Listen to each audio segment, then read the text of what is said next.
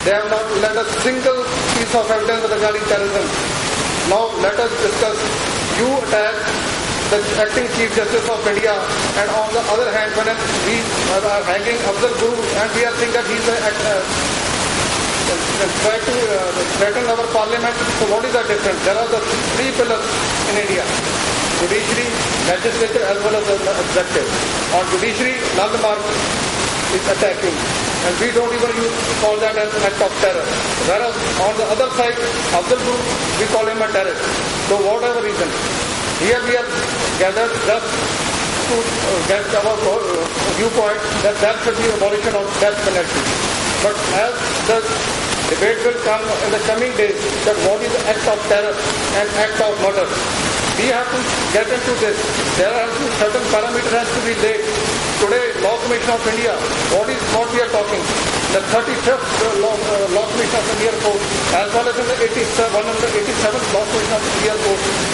We are talking about the mode of execution of death penalty, not abolition of death penalty. See the difference all over the world. Now I want to say that we are still carrying a colonial legacy. This was 100 years back that the British, they brought this thing. As far as Punjab is concerned, if we see the history of Punjab, we see the Misl period, Maharajit Singh period. At that time in Punjab, death penalty was abolished in Punjab. And see the crime rate if you go to that data. Secondly, after the Anhad Act, I want to make one thing more, that there have been communal rights in our country that have been programmed. There has been attack of minorities. Aren't they act of terror? What is the difference between an act of terror? Then what do you describe as an act of terror? Thirdly, as pertaining to Punjab, Honorable Supreme Court of India has directed in a case which was famously known as unidentified and unclaimed bodies case. There was a huge mass disappearances, and Mr. Bhullar was the lawyer in that case. And I think, if I'm not wrong, approximately more than 2,000 people were found to be burned, unclaimed and unidentified bodies in the mosques of Tarantar, Majitha and Amritsar. In that case also, the state of Punjab, they have accepted in certain cases that these people died in our custody. So what is the law for them? The poor people, they have just paid 150 lakhs up to 250 lakhs. And what about those people who have killed those thousands of those innocent people? Isn't that act of terror? If that is not act of terror, then I say that what we say on the other hand, what Professor Bhullar they are saying, this was also engulfed from the same terrorism period. Because I want to put my viewpoint that Professor Bhullar has been made a target of certain state agencies which have made him a terrorist. They have defended him a terrorist, which is law. If we see the terrorism in Punjab in 1992, though I was in metric, I still remember I had passed my matriculation in March. By August or September, there was a huge wiping out of terrorist action. Bianchi became the chief minister and the argument went off. And if we see Bhullar's case, he was a mechanical engineer.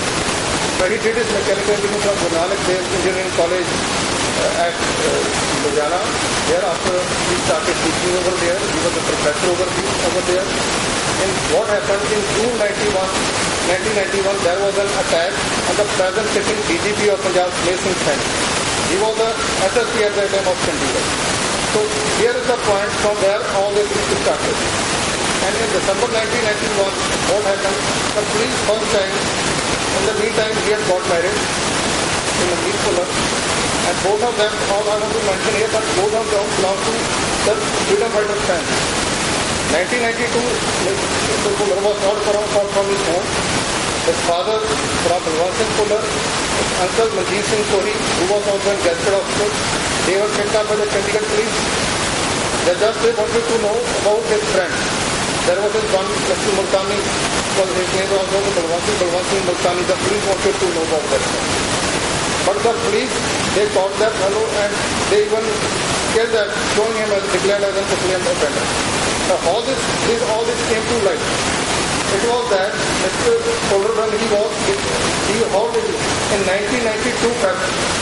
This was the first time when Professor Bhullar was shown to be a terrorist. And when the era of terrorism in August, September 1992.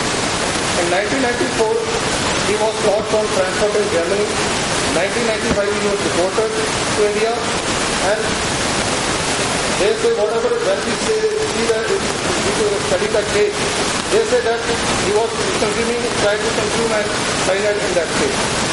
And we caught that, it's not Professor Bhullar. Now when he was held back in December, he stayed in the embassy at that case. He was brought to India on 19th of January. He was even faced by the German authorities also, in Delhi also. And here Delhi police is saying that they have seen that cyanide, he was consuming that cyanide. Because the reason is that, I should tell you that there was DCP Mr. Bhullar. And he also belongs to Punjab. And he is having, if this thing is true, there will be a clear case that he also has some connections with those Punjab police officers who wanted to get him till date also they want he should be hanged till date. Because various reports you see. Because personally I have been a lawyer for an NGO who had challenged the DCP regarding that there are certain cases pending against him before the Honorable Punjab and High Court. Before our case, that notice could be issued. The state of Punjab, Additional Advocate General, he got up and he started, sir, these are terrorist front. They are working for a terrorist. And that was the terror, that was the effect which I had. That they can paint any person as a terrorist. This is what I want to say. As far as Surinder Kaur Singh is that, if we see even that there are things, he is only sentenced as far as criminal constitution. There are 5 persons who are acquitted. So how in law, honorable judges will also be talking about this, that how a single person gets committed conspiracy. Who was the other person with whom your conspiracy was there? This will be the 3rd execution. The first was Keher Singh. He was a minority. The second was Abdul Guru. And third is Professor Bhullar Singh Bhullar. All this is because of the faulty investigation. These are criminal and biased. I'm not saying to the honorable judges because they only decide when the matter is brought before them as an investigation agency, bring any case before them. So that matter is adjudicated as per whatever the terms they are. So what I wish is that we should get out of this system. We should bring us, because with this case, the peace of Punjab, the unity of Punjab, which has been earned after a lot of effort, there will be something. So we need to abolish this thing, and we should beginning from this case. This is a case where a mentally ill person is getting himself treated from in Delhi Institute of Behavior and Natural Science and Behavior and Sciences in New Delhi, as everyone knows. So we should bring a new era and start with this thing.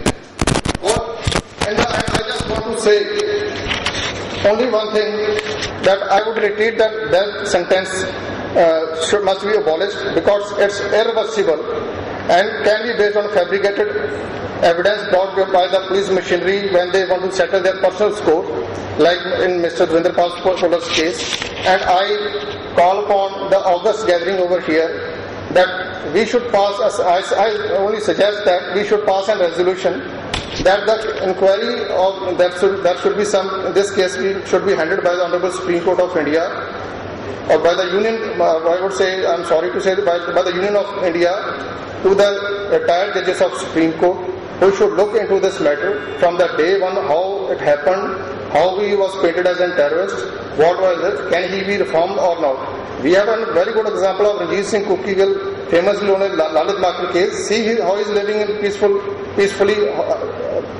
You can see him, see how he is a well-reformed person now. So same is the case, but here Mr. Surinder Kaur Singh, he is mentally ill. So we should get into this and pass a resolution that this matter should be given to the Supreme Court judges, which I want to again repeat that, so that the truth may come out. That's all. Thank you.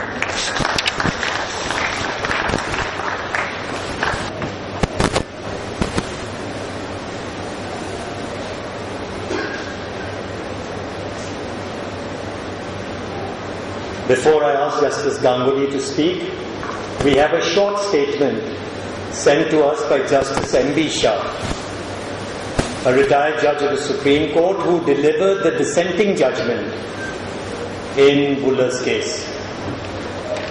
As you know, in Bhullar's case, 2 judges found him guilty and convicted him and sentenced him to death. Justice M.B. Shah, in his very interesting judgment, which all of you must read, said that the decision hinged on a confession,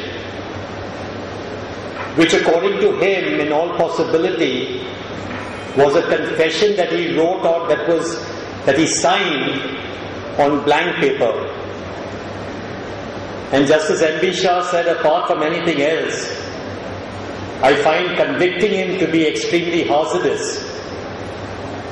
I don't find evidence to convict this man. And the senior-most judge on the bench actually acquitted Devendra Singh Bhullar in that case.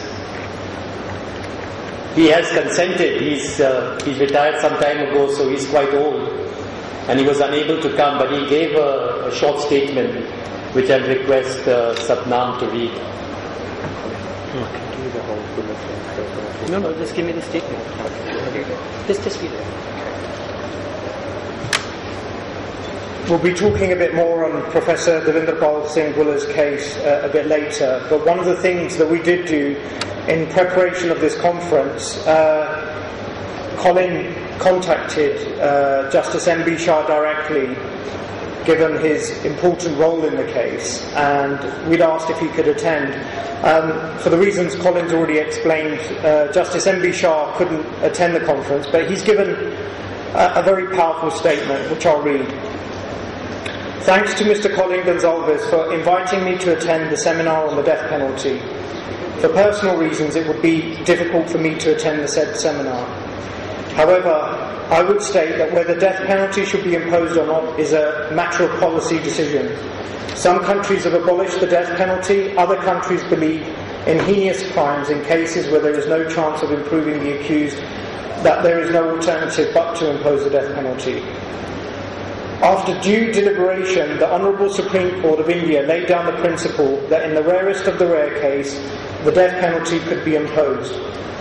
But in my view, only confessional statement made before a police officer would not be sufficient for imposing the death sentence, because there would always be room for doubt.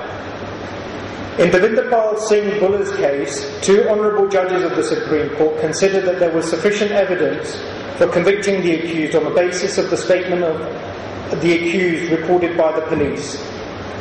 In the said matter, I had taken the contrary view and held that on the basis of the statement recorded by the police under the Terrorists and Destructives Act 1987 TADA,